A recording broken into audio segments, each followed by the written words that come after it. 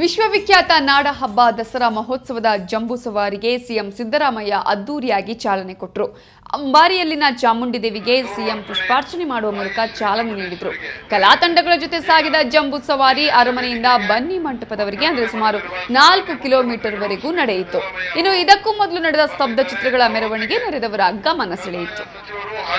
ಮೈಸೂರು ಜಿಲ್ಲಾ ಉಸ್ತುವಾರಿ ಸಚಿವರಾದ ಸನ್ಮಾನ್ಯ ಶ್ರೀ ವಿ ಶ್ರೀನಿವಾಸ್ ಪ್ರಸಾದ್ ಅವರು ಬರ್ತಾ ಇದ್ದಾರೆ. ಈ ವಿಶೇಷ ವೇದಿಕೆಗೆ ಗಣ್ಯ ಅತಿಥಿಗಳಾಗಿ ಮೈಸೂರಿನ ಪ್ರಥಮ ಪ್ರಜೆ ಶ್ರೀಮತಿ ಎನ್.ಎಂ. ರಾಜೇಶ್ವರಿ ಅವರು, ಎಟಿಐನ ಮಹಾನಿರ್ದೇಶಕರಾದ ಶ್ರೀಮತಿ ರಶ್ಮಿ ಅವರು, ದಸರಾ ಸಮಿತಿಯ ಅಧ್ಯಕ್ಷರಾದ ಸಿ ಶಿಖಾ ಅವರು ಹಾಗೂ ಮೈಸೂರು ನಗರದ police commissioner doctor M A. Salim ಇವರೆಲ್ಲರೂ ಒಗ್ಗೂಡಿ ಈಗ ವೇದಿಕೆಗೆ ಬಂದಿದ್ದಾರೆ. ದಯವಿಟ್ಟು ಎಲ್ಲರೂ ಎದ್ದು ನಿಂತ್ಕೊಳ್ಳಿ.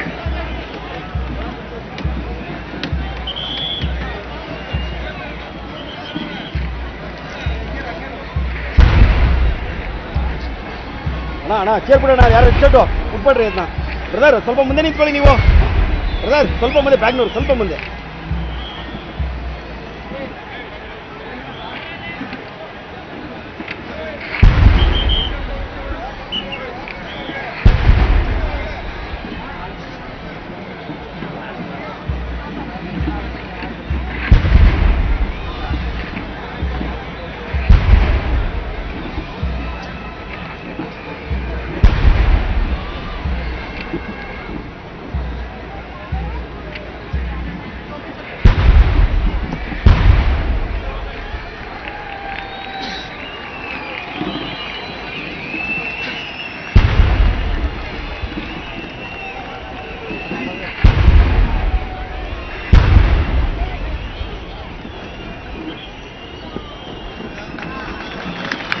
ಪ್ರಜೆಗಳೆಲ್ಲರ ಪರವಾಗಿ ಪುಷ್ಪಾರ್ಚನೆ ಮಾಡುವ ಮೂಲಕ ನಾಡಿನ ಅಧಿದೇವತೆ ಶ್ರೀ ಚಾಮುಂಡೇಶ್ವರಿಗೆ ಗೌರವವನ್ನು ಸಲ್ಲಿಸಿದ್ದಾರೆ ಸನ್ಮಾನ್ಯ ಮುಖ್ಯಮಂತ್ರಿಗಳು.